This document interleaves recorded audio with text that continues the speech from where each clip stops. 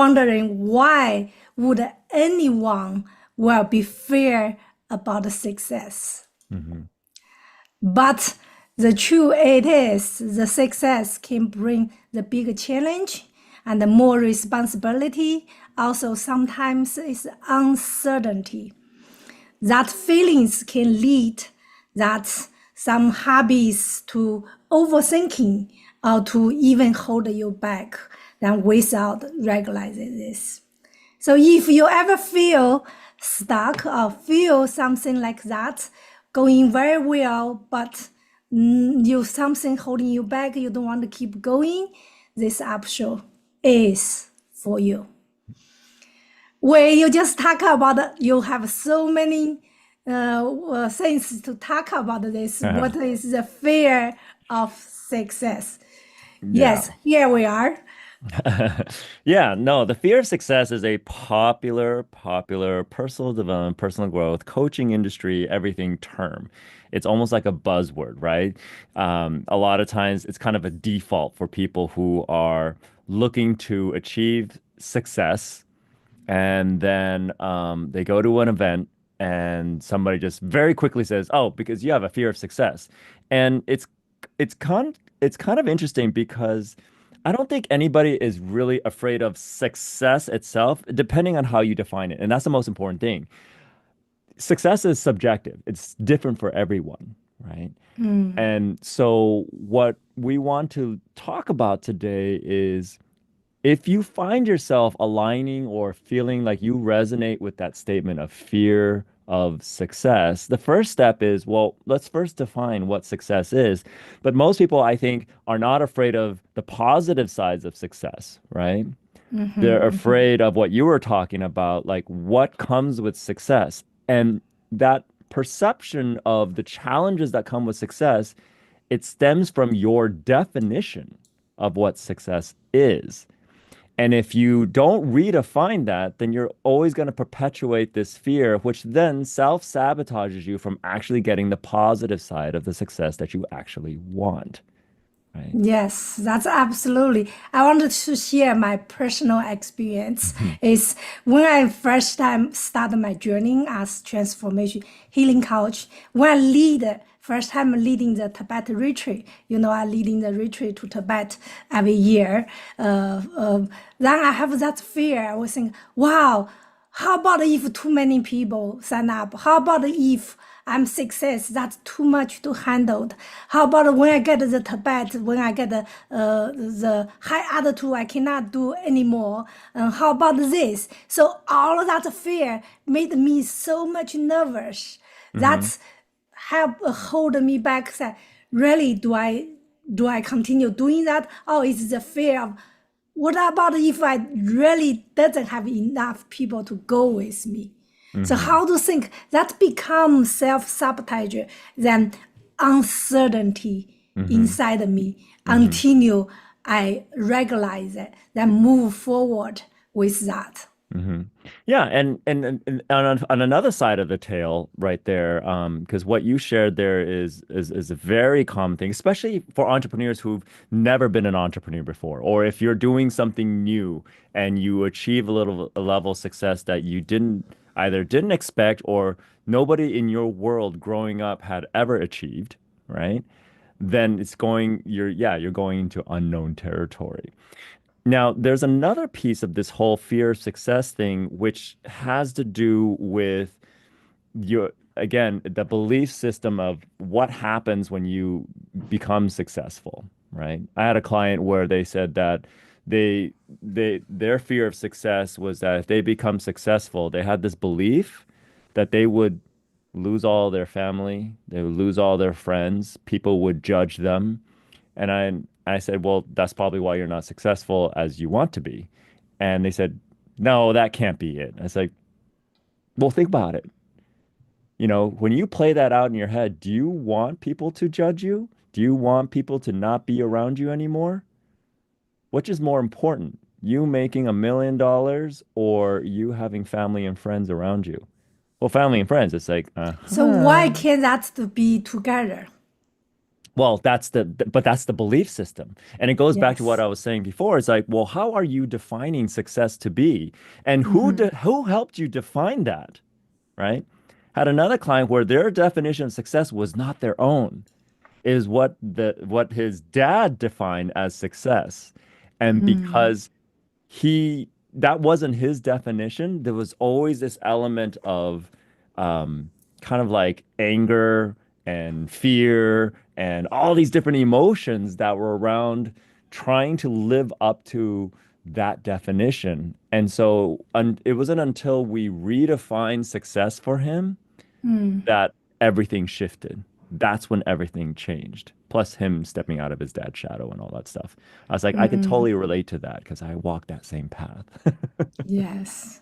So I wanted to give some practical step to overcome the fear of success. Hmm. The first one is acknowledge your fear. It's okay, we all have the fear, but you acknowledge that. The first step is to get honest with yourself. What is I'm really afraid about it? That I'm scared of fall, or I'm scared of what happened if I'm really success. Yeah. Just identified. Also identified your saboteur. So once you identified the inner voice that holding you back, you Hmm. can start prepare this pattern to regularize that pattern. It's like you said, way it's the belief system. Is Yeah. that pattern inside your belief system keep holding you back? When Hmm. you regularize that pattern, then you can, oh yes, I need to remove that and Yeah. maybe move forward with the new sense. Yeah. So, and also I want to say, remember, you don't have to be perfect to move forward. We Hmm. last the episode we talk about the professionals. So you Yeah. don't have to be perfect, ready for everything to move forward. And Yeah. small, consider the step that towards with your goals and small stuff towards with your success. I Yeah. think everything will be just right. Yeah, you want to be perfectly imperfect. That's what you want to strive to be, right? But I think that fear piece, you want to. So what you were saying, Ria, is, and if you're hearing this, is like that first step is so important. Is right. You don't want to like stuff the fear down because it's just going to come up again. It's just going to rear its ugly head, right? It's like a cobra that rears its head on you. You just stuffed it under the carpet, thinking, okay, it's not going to come back again. Oh, it's going to come back. And so the way that what we want to do is we want to deconstruct it, right? Like you were saying, what is that fear? And what I would like to add to that, if you really want to prompt your brain to help you with this process, is to ask, what specifically are you afraid of when it comes to success? Be specific about it because when you be specific, there was a therapist, very famous therapist or um, thought, I don't know what exactly, but Virginia Satir, and we call it the Satir model, which is you get more and more detailed. When you bring down the details, and you take that approach on deconstructing things, because there's two ways to do it. This way, it allows you to get really into the weeds of understanding what is building up that fear. When you can specifically deconstruct that, just like you see in chemistry, when you pull electrons and molecules apart, it releases an energy. There's an energetic release. So when you start to specifically deconstruct that fear, one, you start to embrace and understand that fear, like Rio was saying, and you start to understand how you put that together to know to be afraid of something. Yes, I wanted to say is think about the success. When you think about success, think about that it's opportunity, it's a growth process. Instead, think that is a pressure. Hmm. So, like you said, we it's really a lot of fear for us. It's unknown and for because in our ego mind, not say ego mind, everything we was looking for safety, looking for make sure the guarantee there will be good there. When Hmm. this come, we said move forward. The life there with no guarantee. Example, you even don't know what time how long you can live. I want to live 100 years old, but you never know. But live each day as you follows. Hmm. If you can be imperfect, perfect. Just Hmm. enjoy the process. Hmm. Enjoy everything when you're doing, then list each small step. Yeah. Looking more about that, I think that you will feel much happier. Yeah. Oftentimes, fear of success and everything means we're not very much in the present, as you know. So basically, what you're saying is, and that's why I mean, and just recently, I was helped by my teacher to fine tune my breath work that I do every morning because I was doing way too much, and it's about staying consistent with a repetitive process to bring me more and more into the present. A lot of times we have fear of success and because we're not being in the present, we're thinking about the past, everything that happened as a precursor to fearing the future, where some of the ways to mitigate that fear in that moment is to simply bring ourselves down to the present, bring us back. Yes, I like what you said, the power of present. And yesterday I was talking with one of my clients. She was struggling, and she tell me she was compared with her another friend. She was say, "Oh, she's so lucky, she got a life changed." Hmm. Then because he was stuck with the bad relationship with the husband, then he couldn't move forward. Then I said, it's there, is yes, maybe have little lucky, but the most things is how do you choose to move? You Hmm. could choose.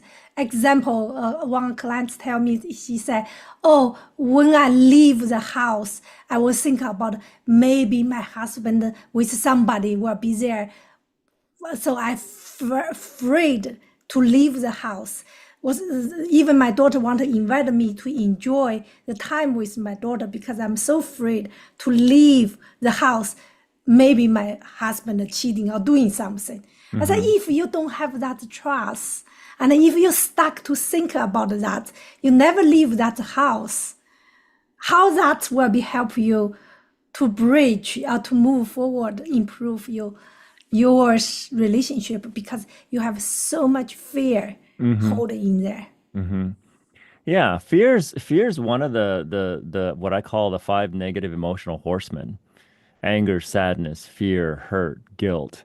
And a lot of times, and I say that order on purpose because they've done studies around finding which emotion covers up for another emotion.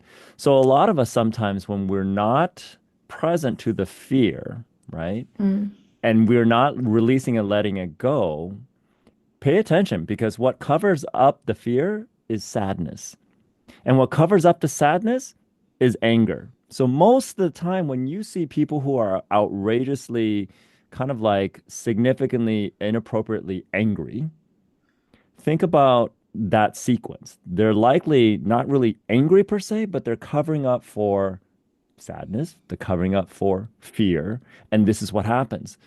When their fear then kicks up and they don't want to embody, embrace, and just acknowledge that fear, like you were saying, Ria, then it turns into a fight. Then it turns into something angry. It turns into a conflict and everything like that. All for what?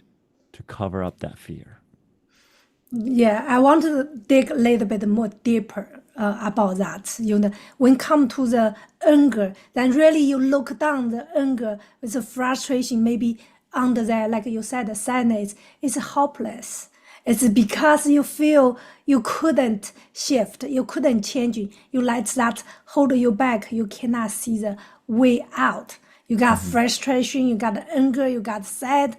So then in that situation, what you will do? What is the best, the simple, not say simple, but what's the first step you can take? Wait, can you give some that suggestions there? Oh, about the when you're dealing with the anger and when you're dealing with the Yes. sadness. Well, again, it's I think it goes back to what you were saying is being present to what's going on, right? But also what we were saying earlier. Like, well, what specifically are you angry about? What specifically are you sad about? I mean, really step into owning like what you're choosing to the meaning that you're choosing to make in that moment based on what you're experiencing, right?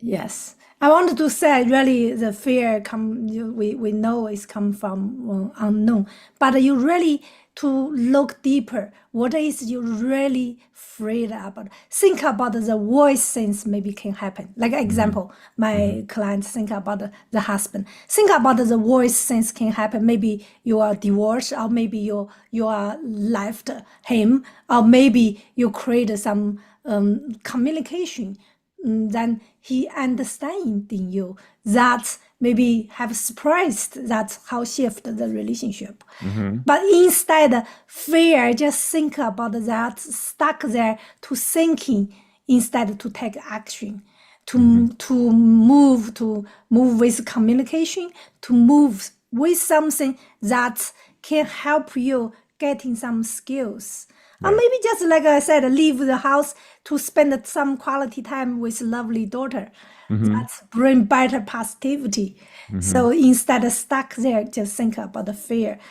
I wanted to say the fear really never big than what you imagined. Yeah, it tends not to be. And I think there's a question that I tend to ask my clients when they're like freaking out about something. I said, okay, cool. Well, let's go hierarchy of importance. Okay, we call this a hierarchy of intensity, right? I say, okay, did anybody die? No? Great. Okay, let's bring it down a notch. Okay. Did anybody lose their job? No? Okay. Let's bring it down a notch, right? Is anybody in the hospital right now because of it? No. Let's bring it down a notch, okay? Now, it could very well be certain situations in life that we will encounter and there'll be like a yes, that's what happened, then great. But at least now we know what that love hierarchy of intensity is and to see whether or not our reaction or our emotions are appropriate for the hierarchy of intensity. So if you, everybody has a different hierarchy of intensity. So if you want to use this approach, create a hierarchy. What is like the most intense emotional uh, kind of response rate you would have for one situation, and you just build this hierarchy so that way you can recalibrate yourself. That's like, okay, that's a little bit inappropriate emotional response. So let me tone it down a bit and talk myself off the ledge. Now, does that mean we don't acknowledge the fact that you're having this really significant emotional event? No, because oftentimes if the emotion isn't appropriate for the situation, that means it's a great opportunity for you to work on something deeper that is motivating the overexpression of a situation that is not justified. Does that make sense? Yeah, again, take it back to what we've been shared. So many tools when you're in the fear Hmm. situation. How do you calm down with your body? Use Yeah. breathing exercise. How do Hmm. you? We shared many different tools, and then again, identified your saboteurs is to like you said, then take a layers out. Is this? Is that? But you to identify at least your understanding what is that problem Hmm. there or what Hmm. is the cause then you can find the results instead of just overwhelming then want to avoiding that Right. so then time passed by so quick way is Oh my our gosh. time to say okay It's time to so say I want goodbye. time says so goodbye but I wanted to before we leave we wanted to give a call to action what is that if this conversation resonate with you, you will encourage you to take next step to understand what is holding you back. Hmm. Also, I will be put some free saboteur assessment that give you some insight. You can take that sabotage, then you can bring to here, or you can have any question, make comment below. Then you can reach out to me, Ria, or reach out to Wei. So there we help you use many tools, many ways to towards your Hmm. success. Yep. And this is the way to be kinder to yourself and love on yourself. When you have those fear things kick up and those emotional outbursts, there's nothing wrong with that. It's just another opportunity for us to learn more about ourselves. So just remember that, and that's what we're here to help you with.